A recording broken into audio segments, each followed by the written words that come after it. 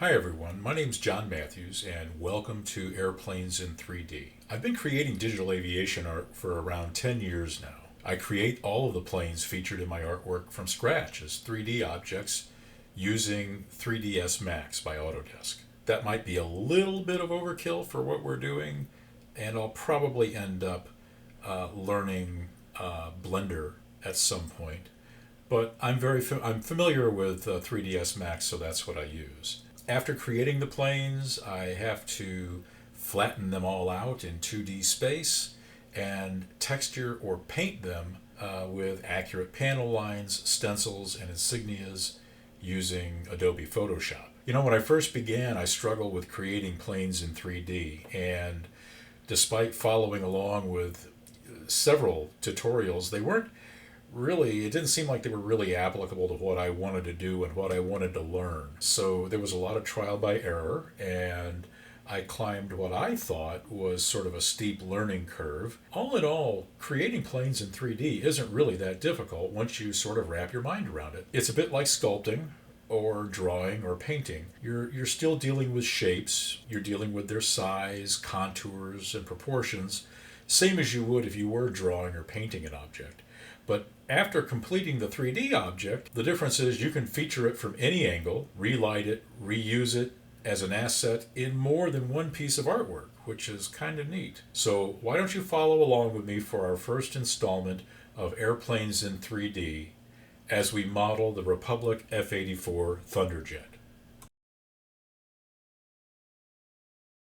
So here's our plane, the F-84 Thunderjet.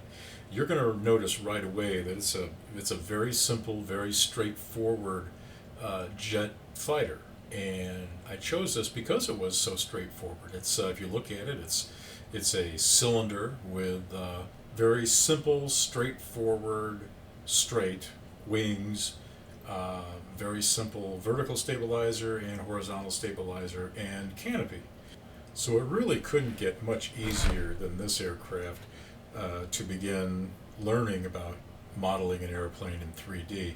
And if you want to know more about the F-84, I'll leave a link to the National Museum of the United States Air Force in the description of the video below.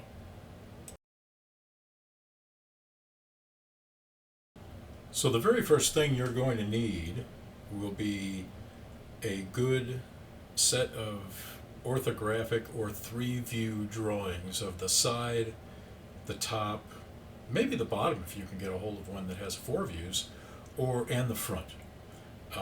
You're going to be using these to create sort of a box, if you will, inside which you're going to be modeling your plane. The way I normally do this is just like everybody else does. I go to Google and I perform a Google search for my plane that I'm interested in this case, an F-84 Thunderjet. When you're finished, you're going to have a side view, a top view, and a front view that'll assist you in building your model. So how do we get there? Well, you'll have to use your marquee tool, and you will drag that across the side view. Let's focus on the side view first, and crop that down close to the edges or the borders of the drawing of the side view of your plane. And afterward, we are going to crop the entire image down to just the side view.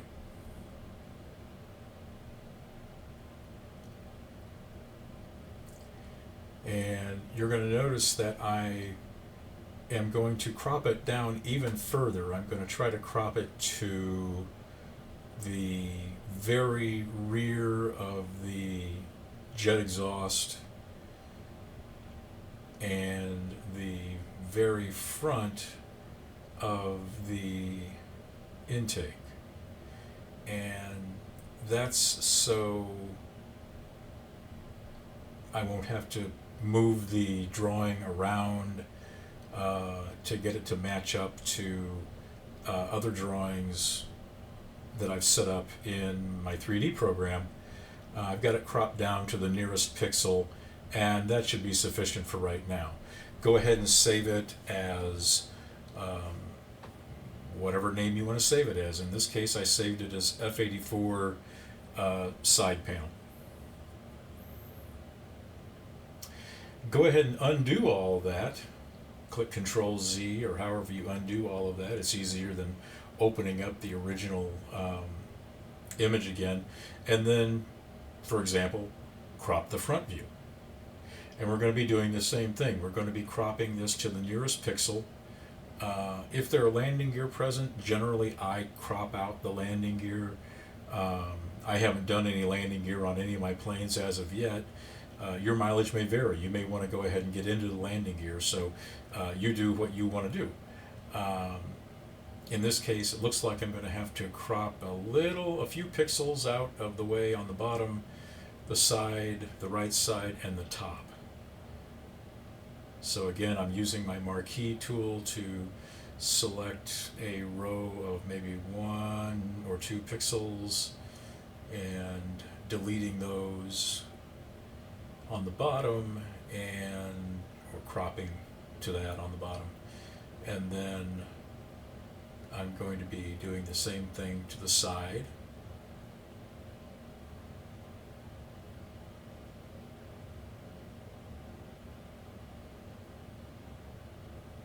And I'm going to be doing the same thing to the top. It's not at all difficult. It is a little finicky, doing it. Don't worry about going to the exact pixel of the drawing too much. This is going to be artwork. It's not an engineering diagram, so. If you want to be precise, be as precise as you want to, but it truly isn't really necessary. Just get it close. I would get it close. And if things like other parts of the diagram bother or distract you, you can always paint over it. You can always get rid of it or something, and then save it.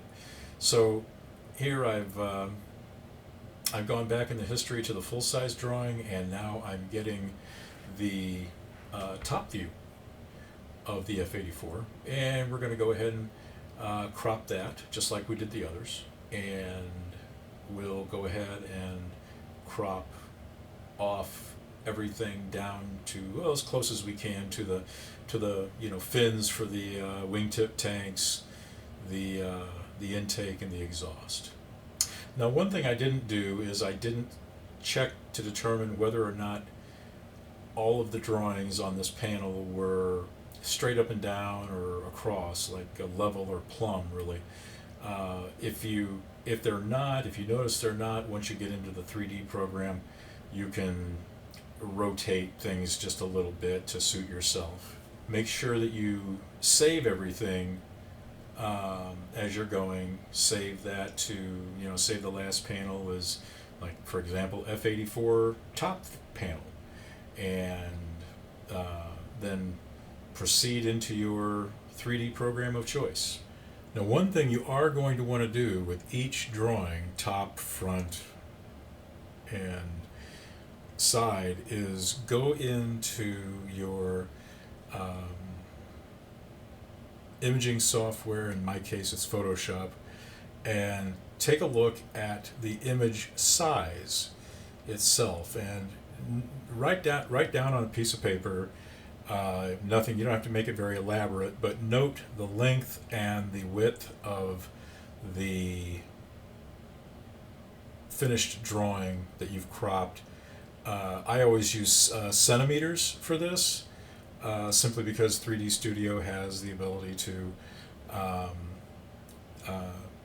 create something using measurements from the keyboard, input by the keyboard, and I can do that in centimeters, and I can create a plane, as I'm doing right now, using the exact size of those cropped drawings. So in this case, we're doing a single plane that is going to be my side view, and I've created it to the exact dimensions of that side view. after getting them from Photoshop, looking at image size in Photoshop. Now you can use GIMP, you could use Microsoft Pictures to crop this. You might be able to use the Paint program to get the pixel size or the size of it in inches or centimeters, but you are going to need to learn the size of that image. And when you create that panel, you're going to obviously it's selected. You can go to your materials editor and select that side view drawing as the texture you want to apply to this side panel. And now that we have the texture applied to the side panel, we're going to want to create either a top or a front panel, to guide us in modeling the plane. So, whichever you choose, just make sure that you, create that plane for your top or side panel in the appropriate viewport, either front or side or top. Make sure you save your panel name as something appropriate, like side or side panel. It's really pretty simple, but you do want to keep those straight, because otherwise later on you're just looking at panel 1, panel 2, panel 3, or plane 1, plane 2, plane 3, and that can be a little confusing. So what we're doing now is we're entering the keyboard coordinates or the plane coordinates for the top plane or panel that we're going to use. We've pre-selected the top plane in our workspace, so that once the plane gets created, it'll appear in that top workspace. It's going to be some odd color. In this case, turquoise.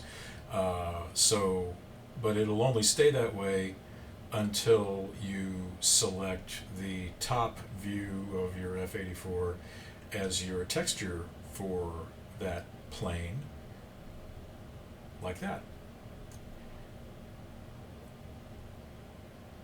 And then we can rotate that, and we can see that we have a side plane and a top plane for the F-84. So go ahead and rename that as the top plane, just so it's less confusing later. And then we can select the side, and we can move that. We can push that off to the starboard side, the starboard wing of the aircraft drawing there, and we can bring that up so that it more or less is sort of flush or lined up with the top drawing. Again, get close. It doesn't have to be pixel by pixel exact. Unless that's how you want to do it. But get it close. Try to get it as close as you can. So now that we've done that, we're going to create another plane. This will be the last plane that we create for this segment, and that's going to be our front plane. And these are real simple planes, no segments involved, no extra segmenting involved for the planes. And I'm doing this. Looks like I'm doing this a little wrong right here. I haven't selected keyboard entry. I think I get that figured out here in a couple of seconds, and something's not happening right. Something's not quite right. Let's go up to keyboard entry. There we go. Okay, so now we enter the length and the width of our front view, which of course you got from GIMP or Photoshop. Your image size in centimeters. I just like to work in centimeters for this purpose anyway. And you input that and then tell it to create, and voila, you have the front panel. And of course now we're going to apply our front panel view as the texture for this. So there's our front view texture, and we're going to select that. We're going to move that up, and we're going to move it back to the back of the plane in our perspective view. you see I'm doing right there. Again, um, it doesn't have to be exact, it doesn't have to be precise, but, you know, get it close. You know, get it someplace close, because now, really soon, like in the next couple of seconds, we're going to start modeling our plane. We're gonna start using these three drawings as guides to go ahead and begin modeling the F-84. So what I've done is I switched over to my primitives, and we're going to select a cylinder. And the reason why is because this fuselage is about as much a cylinder as you can possibly get. So again, it's going to start off as a weird color. We'll change that here in just a little bit. It's kind of a lavender color. And if you've ever seen a lavender F-84, please let me know in the comments. But so we're going to scale this up to the size of the outline in the front. We're working in the front plane right now, and we're going to give it just a little bit of length, not much for now. And there, we've changed the color to something a little more palatable, like just light gray. The next thing we're going to do is we're going to move the cylinder back to the end of the plane, back to the exhaust. And so we're going to be adding length to this. We're going to be expanding this. It's going to look kind of like an accordion almost. And all we're going to do is just run this out to the very front of the intake. And I'll zoom in here. We're close. We're pretty close. We might get that just a hair closer, maybe not, but we're close enough for right now. And so you see that we have, looks like we have 4 segments that are already in the cylinder. Do we want to add any segments to the center of the cylinder? I guess we could, but for right now, we don't really need to. It's not terribly important. What we want to focus on at this point is scaling the cylinder and either subtracting or adding segments to its length to get as close to the shape of the fuselage as we possibly can. So I think we're going to add some sides to it. We're going to add some more sides to the cylinder, because I think we'd like to do this without having to use turbo smooth or anything of that nature that would double up on the polygons. Let's just go ahead and try to model it without using that, without having to resort to that. So we've increased the number of sides that our cylinder has, and for those of you who don't know what turbo smoothing is, I'll explain that. We'll look at that a little bit more in depth later, but it's a modifier in 3D Studio, and I'm sure Blender has something very similar. Maya and other applications has something similar, probably, where you can double or triple or quadruple the number of polygons in your model to make it smoothest.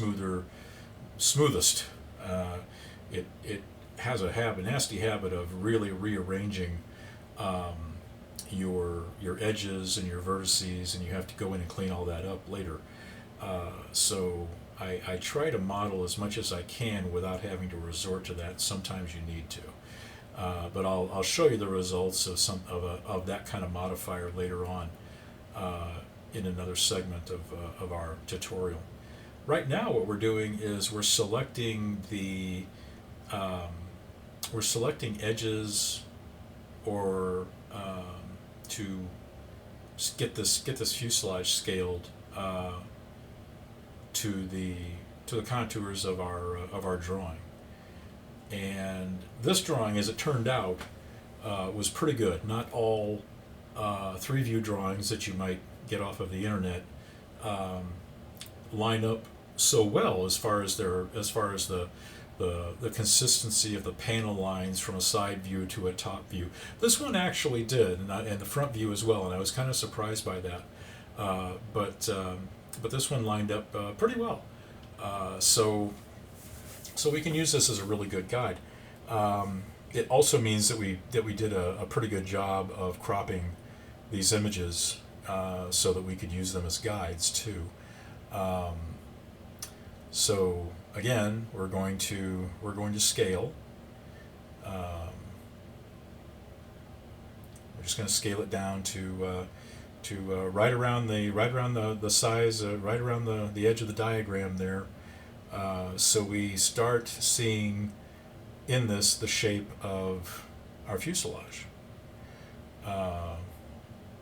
And we're selecting edges here. We could select vertices, but sometimes I like to work with the edges, and sometimes I like to work with vertices, and this time I'm working with edges and pulling them around and things like that. You want to think about where your wing roots are going to be, where your leading and trailing edges are going to be. You want to think about where the base of your vertical and horizontal stabilizers are going to be, because you're going to need to put edges at or in front of or near where those parts of your plane are. And I'll explain why later, but it's going to help you model those surfaces a little more neatly than if you didn't put those edges at a logical place.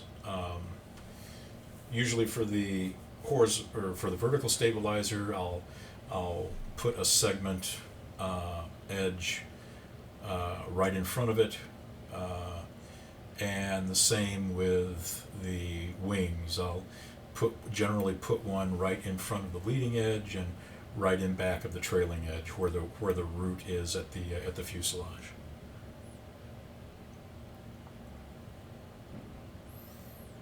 And that will help out with smoothing the plane when you are creating the wings, and any fillets that have to be created around them. This one, thankfully, doesn't have any fillets that go from the wing root to the fuselage. There were, numerous World War II piston engine fighters that had where you didn't have a straight join from the wing to the fuselage. The P-47 is a very good example. It has a large fillet all the way around the root of the wing that curves upward or downward toward the fuselage. So what we're doing here is we're using a modifier called X-form, and from X-form we can center this on the place where we want an action to take place, such as scaling in this case. And I'm centering the X-form on, it's just a transformation modifier, and I'm centering it right now on the very bottom of the exhaust. And what I'm going to do is I'm going to scale the back of the plane, the exhaust, to the size shown on the diagram. And we're going to begin working forward in the same manner. What I'm doing now is, this looks pretty good, so I went ahead and I collapsed this, and we're going to be doing it again with this set of vertices. And we're going to go down, we're going to select the X-form modifier, we're going to center it on the bottommost vertices, or vertex rather, and then we're going to scale that segment of vertices until they line up with our drawing. And you'll probably notice that I'm not just scaling in 2 dimensions. I'm not just scaling in the y-axis or straight up and down. I'm scaling in uh, the x and the y um, axis, because I want the top to be equivalent to the side, in this case, as far as the contour and the shape are concerned. And I can come back later and I can correct that if I need to, and I think I will have to correct it. But all in all, this is how you're going to be doing it, and you're going to become good friends with your X-form modifier, your transformation modifier here, because you're going to be doing a lot of work with it. It's very helpful. At least I find it is. So we'll get that scaled down too. And, do you want it exact? Well, you want it as close as you can get. It's going to look nice when you're done, so just as close as you can get. And, of course, we're going to collapse that. And then, now you see I've noticed here that that our drawing is just not quite right. But we're going to fix that.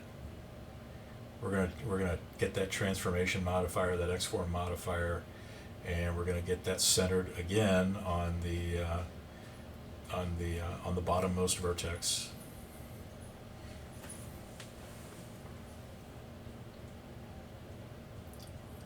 And then we're gonna go ahead and scale that down. So it's pretty close. There we go. And this is going to give us a good place, to where we can, work on our canopy as well.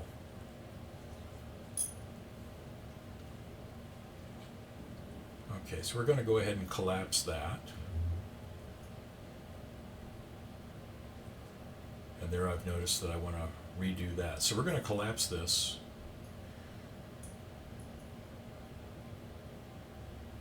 And we're going to select those vertices right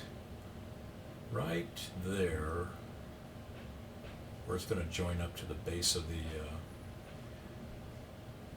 vertical stabilizer. I'm going to get that centered on the bottom vertex again.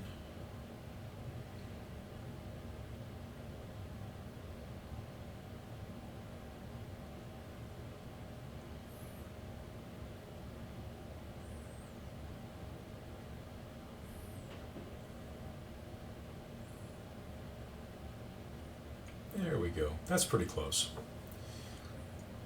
That's actually pretty close. So we're gonna, yeah, that looks right. So we're gonna go ahead and collapse that.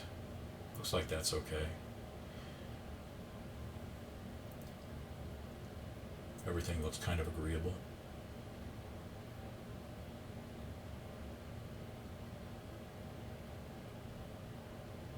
And so let's go ahead and collapse it. Now, obviously, one thing I've noticed here is that our drawing just doesn't line up with our fuselage. Not quite. So we're going to go ahead and grab we're going to go ahead and move that drawing plane, that top plane, we're going to move that over until it's pretty close to being centered on the exhaust and the intake. And it's not quite straight either. So being that it's not quite straight, we're going to have to, although it does agree with it does agree more or less with the front view, doesn't it? We're going to rotate that top plane just a little bit here. In a few seconds, so so it really kind of agrees with the cylinder that we're using for the fuselage. But right now everything's looking really good, and we haven't really done any subdivision to our fuselage segments that we've scaled or anything. It's coming along pretty nicely, and if you're following along and you're doing these steps, look, don't worry about keeping up. I mean, that's the beauty of this being a video. You can stop it, you can run it back, you can try it again. Uh, if you don't think you're doing exactly the same thing, or you're doing it a little differently, that's okay too. But you're going to end up coming up with the same result, and you're going to have a nice looking fuselage when everything is said and done. So no worries. So we're selecting this again, and we're going to select those vertexes or vertices or however you want to say it, and we're going to go ahead and start scaling things to agree with the top and the front view. And one thing you'll notice about the F-84 is, just by looking at it, is that it is not perfectly round or cylindrical as you go along the fuselage. It does get squeezed a little bit, and I guess more ovoid, I guess, or something. But if you look at the top of the plane, it's getting squeezed just a little bit, and it's thinner than it is tall. So we're going to take care of that right now, and going to scale these vertices appropriately so that they will agree with our top view and our side view. I think it's at this point I'm learning that my top view is not it's not quite square, not quite right, and so I'll be rotating this just a couple of degrees to get it to line up just a little bit better.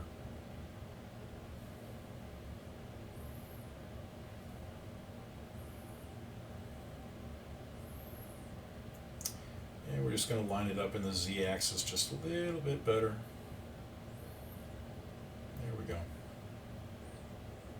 That should do it. We might have to move it over might have to move it again just a little bit, or take a few degrees out of our rotation. But other than that, I think I think it'll be just right. I think it'll be very close.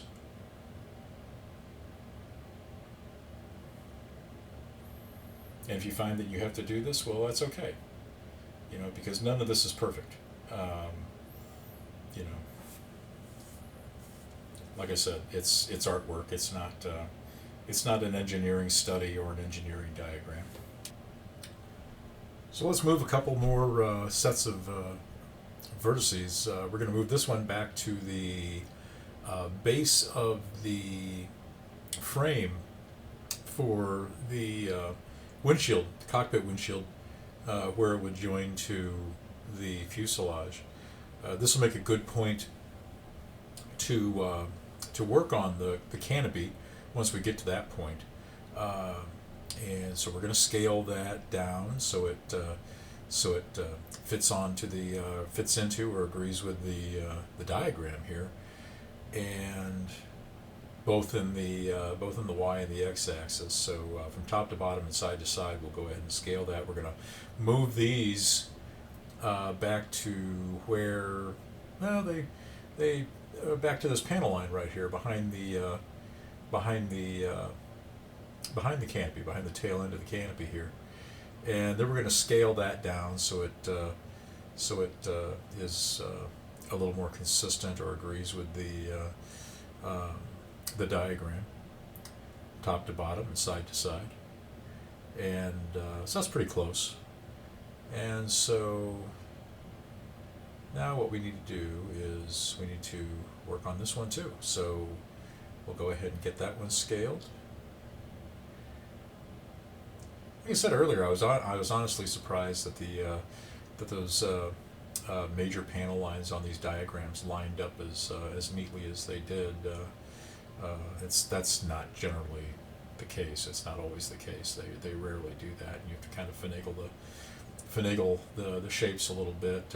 Like I said, it's not supposed to be perfect, but you'd like it to be as close as possible. So now we're going to go ahead and we're going to zoom up on the nose here, and we're going to select edges this time. We're going to select all the edges forward of the canopy, or forward of the canopy brace anyway, and we're going to use the connect tool. And if you don't modify it, if you don't modify anything about it, it's going to connect all those edges and make a segment line all the way around. And so what we're going to want to do now is we're going to want to scale that,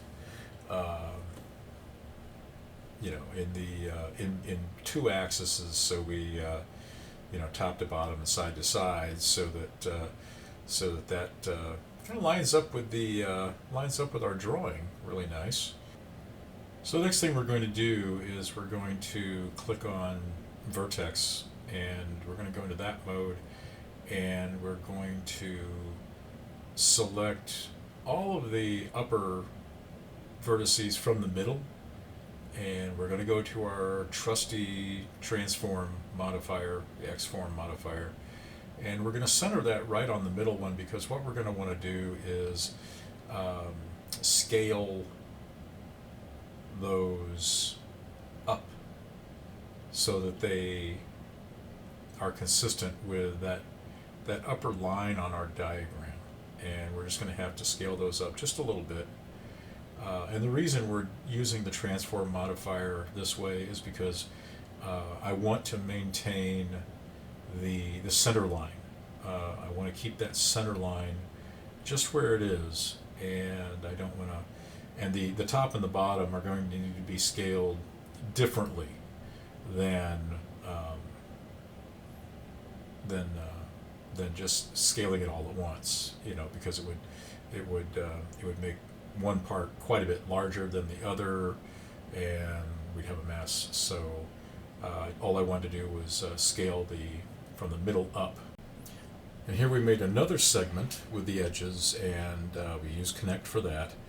And so we made a connecting segment, and now we're going to scale the vertices to fit our drawing.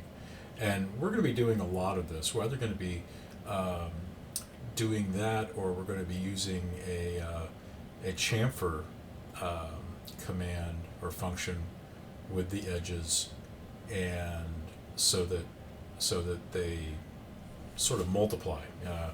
It's a nice, easy way to take an edge and turn it into two edges or three edges or however many you need, but there will be a nice, like in this instance anyway, they will maintain sort of a nice curvature, if you will, where it really won't have to do a lot of scaling as far as the vertices are concerned, and it'll end up looking really nice. And again, it's not very complicated, so we don't have to do a lot with it, but we do want the fuselage to look like our diagram.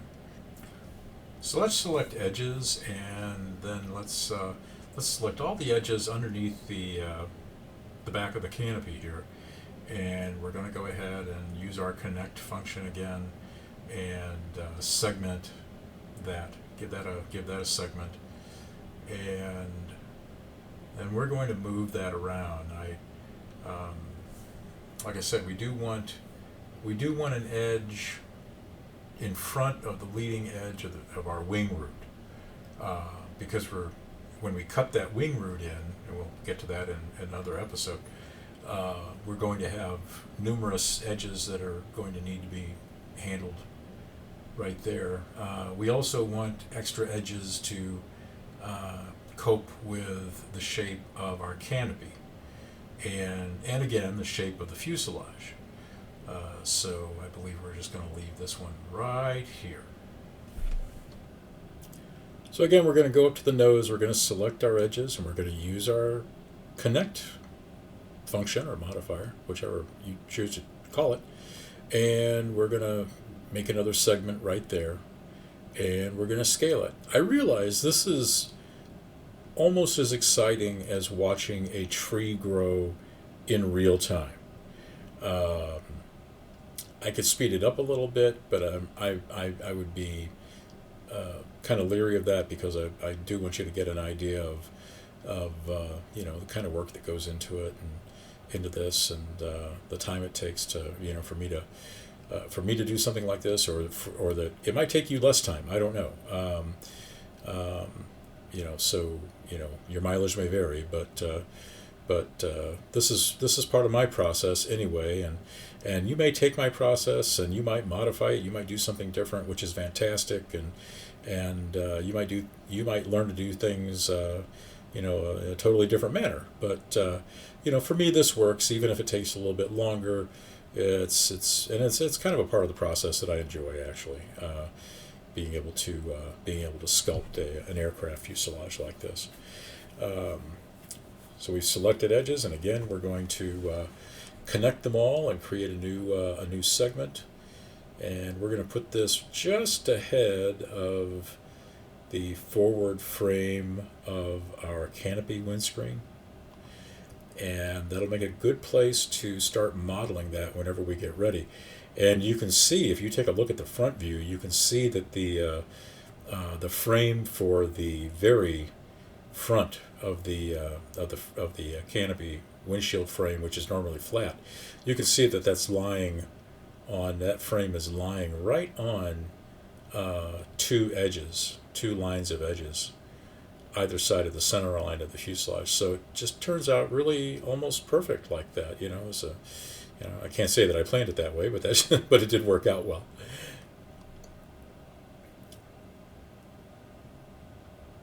And we're scaling and moving more groups of vertices so that they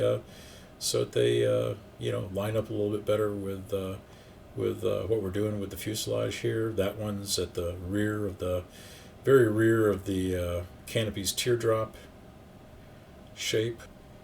And for your 42 or so minutes of hard work, this is what you came up with. Here's the rendered side view of the F-84, and look at how nicely you did getting the contour lines of that side view to line up with the diagram. Very well done. And here's a three-quarter view from the upper port side of the plane, and looks like we got a fuselage coming together, gang. So the next time we meet, we are going to tack on some wings to the fuselage, and we're going to put on the horizontal and vertical stabilizer. So anyway, I hope you've enjoyed this. I hope you've gotten something out of it. I've enjoyed presenting it. If you have any questions or comments, don't hesitate. Go ahead and put them in the comments below.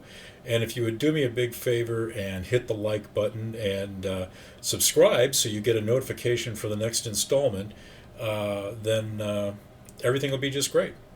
I appreciate you tagging along. Safe skies. Talk to you later.